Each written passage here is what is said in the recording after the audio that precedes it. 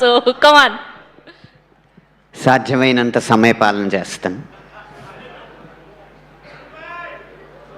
ఇరు తెలుగు రాష్ట్రాల మనసులతో బీటముడి పడిపోయిన ఇరుముడి సినిమా విజయోత్సవానికి విచ్చేసిన ప్రతి ఒక్కరికి నా వినయపూర్వకమైన నమస్కారాలు. శివ నిర్వాణ గారు చాలా గురుతర బాధ్యత ఈ సినిమాలో నాకు అప్పచెప్పారు.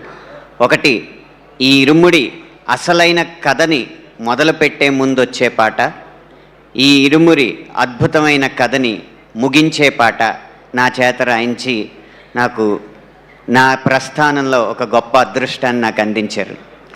శివ నిర్వాణ గారు లాంటి దర్శకులకి మాత్రం ఎప్పుడు విజయం రావాలని నేను కోరుకుంటూ ఉంటాను. కారణం ఏంటంటే వారు స్వతహాగా పాటలు రాయగలరు. ఒకవేళ వారి సినిమా విజయవంతం కాకపోతే వచ్చి మా పొట్ట కొడతారు. కాబట్టి వారికి ఎప్పుడూ కూడా విజయాలు రావాలని మనస్ఫూర్తిగా కోరుకుంటున్నాను. మా రంగంలోకి వారు ప్రవేశించకుండా వారి సినిమాలకు మాత్రమే వారి పాటలు రాయాలని మనస్ఫూర్తిగా కోరుకుంటున్నాను. ఇక ఒక క్రికెట్ కామెంటరీలో టెండూల్కర్ గురించి గవాస్కర్ గారు మాట్లాడుతున్నారు. పక్కన కామెంటేటర్ ఇప్పుడు టెండూల్కర్ ఫామ్లో లేడు, ఎలా అంటే form is temporary, class is permanent అన్నారు. కానీ రవితేజ గారి విషయంలో form is temporary, mass is permanent. అందుకనే మళ్ళీ మళ్ళీ ఇలాంటి విజయాలు ఆయన అందుకోగలరు.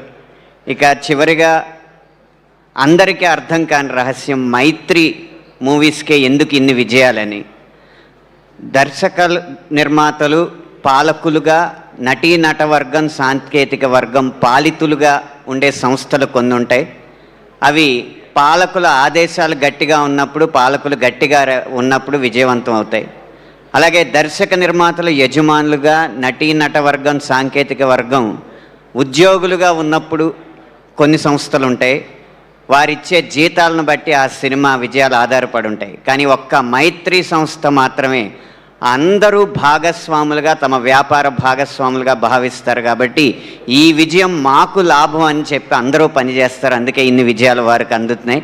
అలాంటి గొప్ప సంస్కృతిని ఈ పరిశ్రమకు పరిచయం చేసినందుకు మీ విజయాలు వెనక ఉన్న ఈ వినయానికి మనస్ఫూర్తిగా నమస్కరిస్తూ ముగిస్తున్నాను. సమయపాలన భావించానని భావిస్తున్నాను. Thank you so much Anant గారు. ఇలానే మీరు ఎన్నో అద్భుతమైన పాటలు మాకు